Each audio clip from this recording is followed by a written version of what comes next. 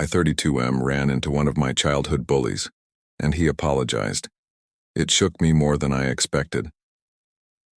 Hey all. I don't usually write posts like this, but I've been carrying this around for a while, and after some encouragement from my wife, I figured maybe putting it into words could help me process it.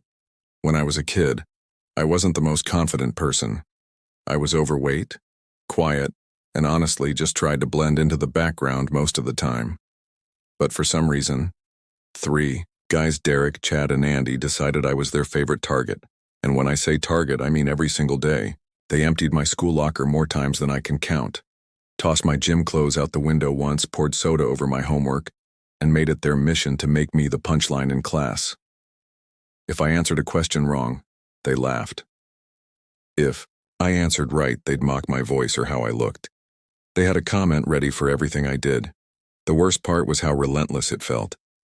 It wasn't like I could escape it at the end of the school day, because even walking home, if they saw me, they'd find some way to mess with me.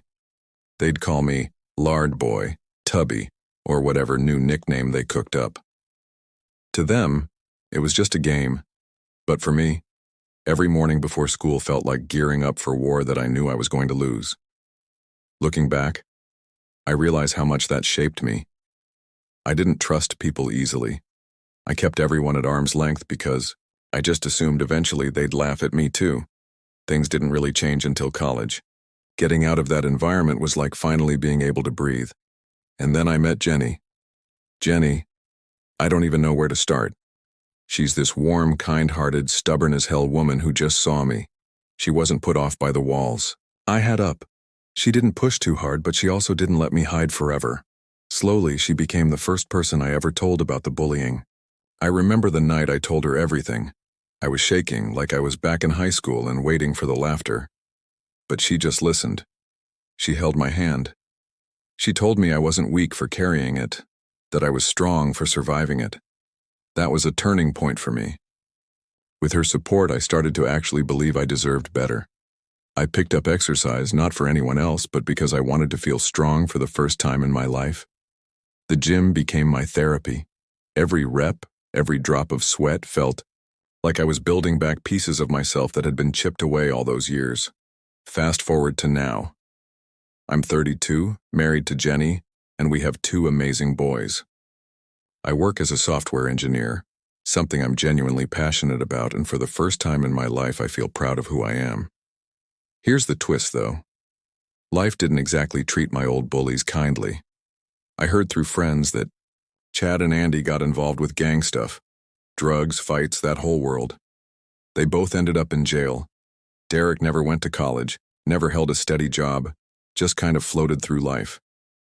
Honestly, I hadn't thought about any of them in years, but a few months ago I went back to my hometown to visit my parents. I was walking through the main street, and I heard someone call my name. I turned around, and there was Derek. My stomach dropped. For a split second, I was 16 again, bracing for whatever cruel joke was about to come, but he just stood there, kind of awkward, and asked how I'd been. We talked for a few minutes, small talk mostly, and then he asked if I'd sit down with him for coffee. I hesitated. Every instinct screamed no. But for some reason, I agreed. We sat down at this little cafe I used to walk by every day after school. And then Derek did something I never expected. He apologized. Not some half-assed sorry if you felt bad, but a real apology. He admitted to being cruel, admitted that he didn't know why he joined in, admitted that I didn't deserve any of it. He said he thought about it more than he liked to admit. And then he told me something that floored me. You were always the bigger man, Jacob. Even when we treated you like crap, you never let it turn you into someone bitter or cruel. I can't say the same for myself. I don't know how to explain it, but hearing that broke something open in me.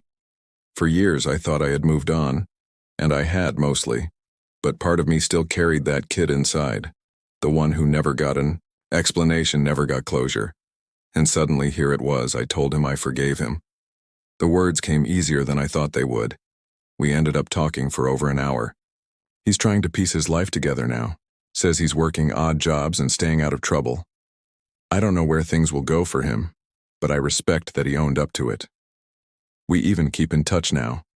Not close friends or anything, but we check in once in a while. Life's strange. I used to think the only way to win over my bullies was to prove them wrong, to succeed in spite of them. And while that's part of it, the real victory was realizing I didn't need their validation at all. I built a good life not because of them, but because I refused to let them define me forever. If you're reading this and you're in the middle of that hell, or you were once that kid like me, it gets better.